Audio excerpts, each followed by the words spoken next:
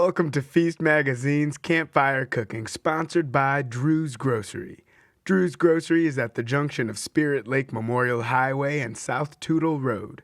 We are the last stop for hunters, hikers, campers before heading into the forest around Mount St. Helens. Hey everybody, it's Cat, and I thought that today I would show you how to make an incredibly easy camping-friendly shrimp boil, which is also perfect for your backyard fire pit. And this could quite literally not be any easier. There's almost zero prep. I am going to show you how to make the boil spice sachet, but if you don't even want to bother to do that, you can find one very easily in your grocery store. So I'm going to put all of this together, and then we're going to head out to my backyard and cook it up in my cast iron pot. So here I'm just going to set this aside in order to make these spices. This is just some cheesecloth. Again, very easily found in your grocery store. I have a couple of bay leaves. This is coriander seed. It has a wonderful kind of light lemony flavor. Of course, black peppercorns. Mustard seed, can't go without that. I have some celery seed. I love the flavor and aroma of celery seed. It's really kind of unexpected. A little bit of dill. All of these are dried, but if you had your hands on some fresh dill, for example, you could use that.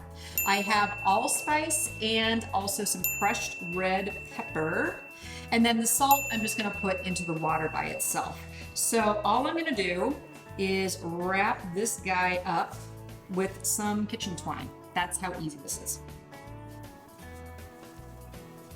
Okay. There's my sachet, done. Took about a minute and a half.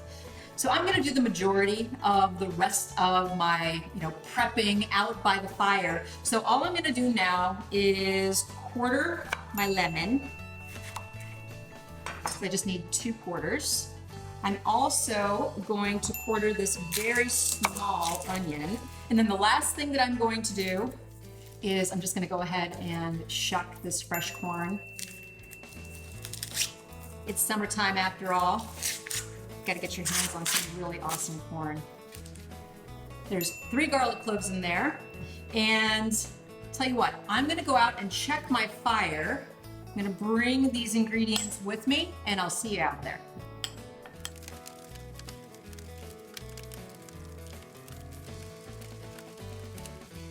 Obviously, the best part of campfire cooking is actually playing with fire and building your campfire. And for something like this, when you're trying to achieve a fast, high boil on a hanging pot, you want to make sure that you have flames, not just coals. We're going to have some other videos where you're cooking on coals, but here you want those flames to be touching the bottom of the pot. And so you want a nice fast fire. I'm gonna go ahead and add the salt and the spices to this, and I'm gonna let it sit for probably 10 minutes or so just to let everything kind of infuse into the water. Then I'm going to add my potatoes.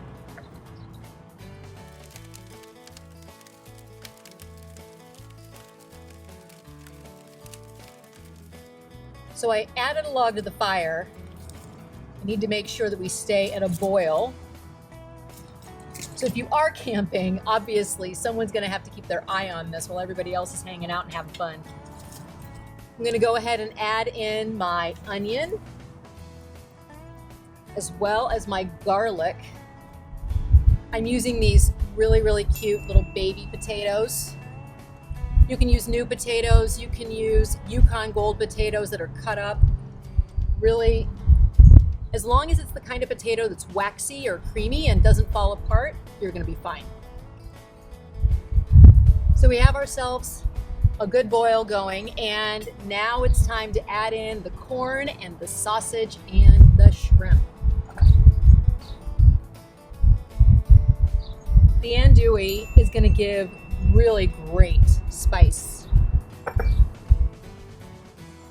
And of course, it's wonderful summer corn. Yum.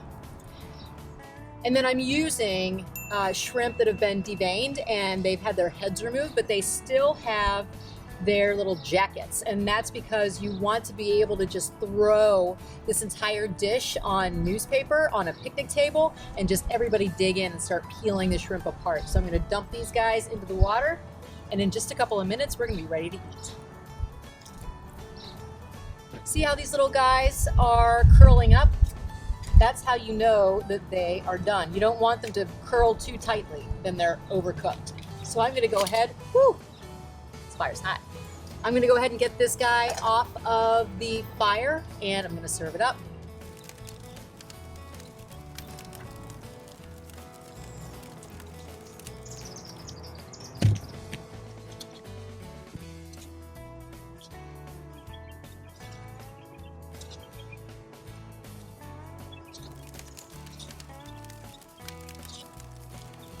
Okay, that's it.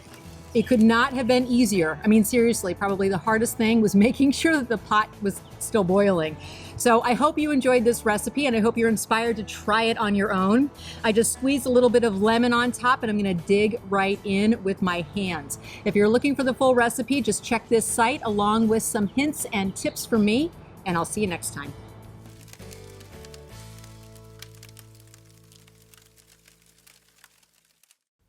Visit Drew's Grocery in Tootle before your trip up and around Mount St. Helens for all your food, gas, and supplies you'll need.